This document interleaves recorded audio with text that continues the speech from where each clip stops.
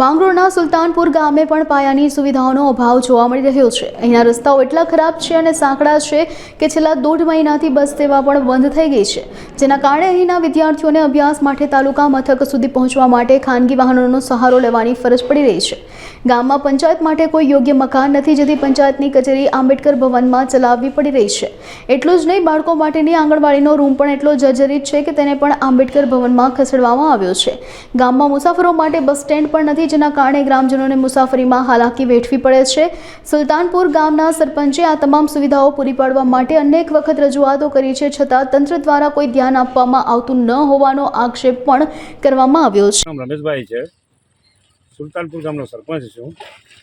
અમારે અહીંયા લગભગ 15 વર્ષથી પંચાયત ઓફિસ નથી। એ લોકો માફ કરી ગયા છે, જગ્યા કેટલી આપો, અમે જગ્યા આપી છે, પણ આજ લગી સુધી એમાં કંઈ કાર્યવાહી થઈ નથી। અમે હાલ પૂરતી આ પંચાયત ઓફિસ આંબેડકર ભવનમાં રાખેલી છે। જ્યારે આંબેડકર ભવનમાં સમૂહમાં કોઈ પ્રસંગ હોય ત્યારે અમને બહુ મુસીબત થાય છે।